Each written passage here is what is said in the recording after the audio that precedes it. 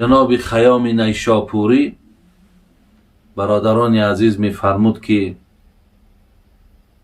گر از پی شهوت و هوا خواهی رفت، گر از پی شهوت و هوا خواهی رفت، از من خبرت که بی نوا خواهی رفت. بنگر چی کسی و از کجا آمده ای، میدان که چی میکنی کجا خواهی رفت.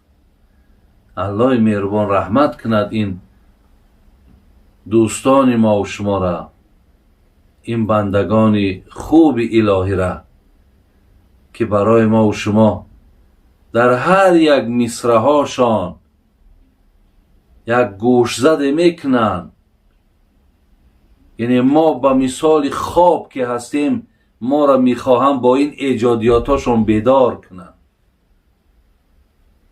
هرگاهی که تو مقصد دنبال نفس ده باشی، همیشه تو خواهش نفس اگر براری، حضرت میگه از من خبرت که به نوا خواهی رفت. من برای تو میگه مادامی که اگر این راه را که انتخاب کردی که همیشه دنبال نفست دویدی، فقط رضاگی نفست را مقصد جستجو کردی و ما میدانیم که این نفس لامارتون بالسوء، الله میگن نفس شما را به سوی بدی میبرد. از این لحاظ گفت از من خبرت که به نوا خواهی رفت. بنگر چی کسی و از کجا آمده ای، میدان که چی میکنی کجا خواهی رفت.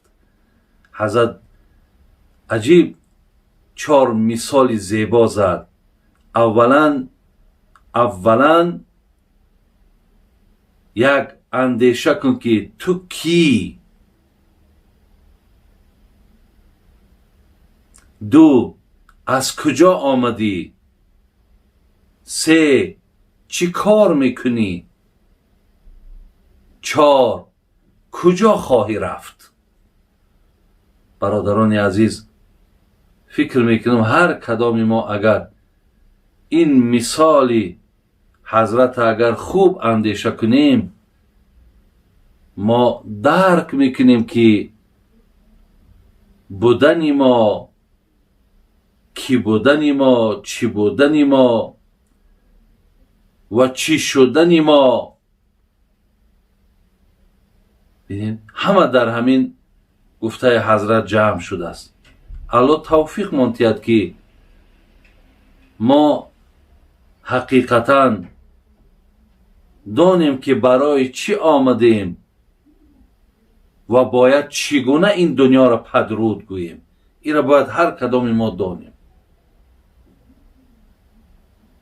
محمد صاحب ایرانی می گفت عمر آن که صرف گردد در حضور ذکر او، عمر آن که صرف گردد در حضور ذکر او، حیف عمر در پی این نفس کافر بگذرد. عزیزای خدا، اولا عمر بسیار یک بهای بلند میتین که مقصد مثل عمر دیگر هیچ چیز با ارزش در روی عالم وجود نداره. برادران، همه آن چیزی که در روی عالم است، هر چیزی که مقصد وجود داشته باشد یافت کردنش ممکن، ولی عمر را برادرای عزیز هیچ کس پیدا کردن نمیتواند. زین خاطر میگه عمر آن که صرف گردد در حضور ذکر او، حیف عمر در پی این نفس کافر بگذرد.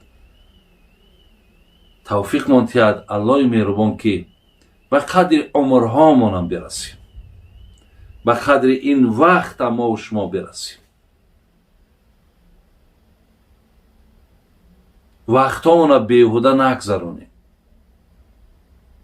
لحظه وقت یافتیم در جمع آوری عمل صالح حرکت کنیم. زیرا برادران عزیز، در حدیث ها می آید که روز قیامت وقتی اعمال ما را سنجش میکنن، گناه هامون همراه خوبی هامون وزن یک دانه برنج میگه، وزن یک دانه برنج.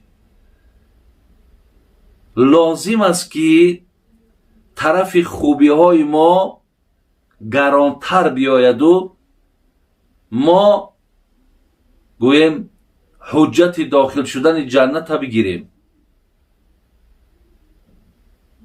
وقتی که برای ما گفته می شود که بیار مقداری وزن یک برنج، ما می دویم پیش پدر، مادر، فرزندها، نزدیکا که برای ما به همین اندازه وزن برنج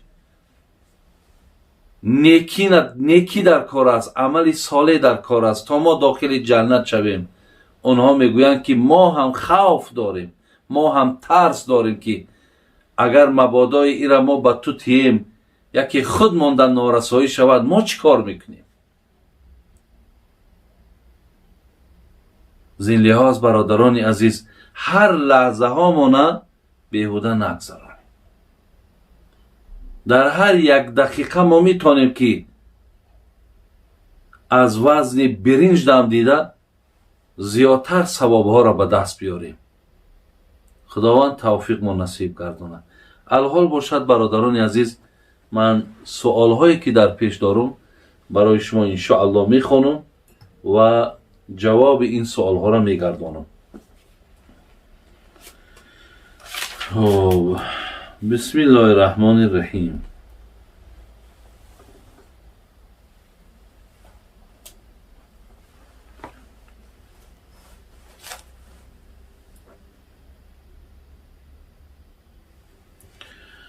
استاد جان میگه من 7 سال میشود در مهاجرتم.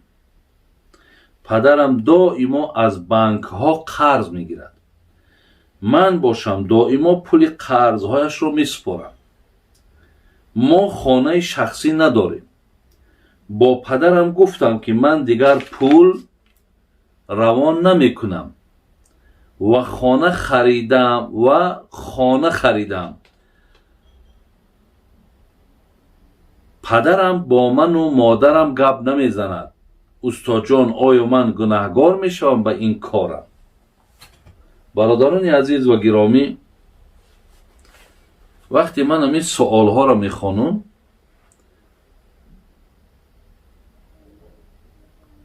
من راستی هر گونه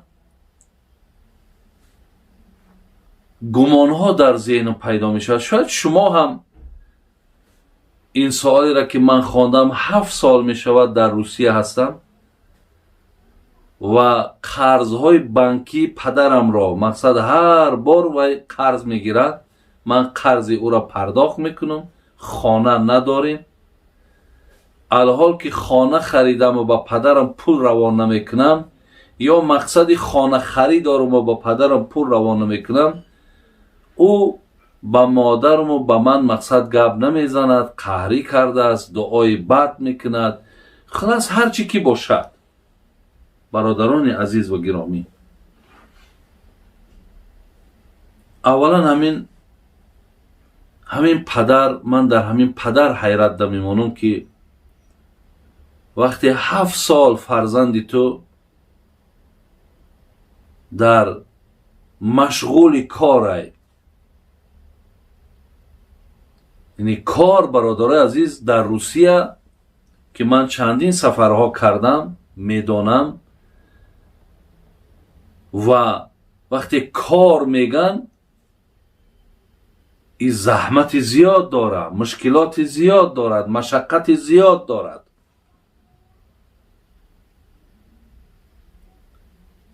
حیران میشوید در این پدر،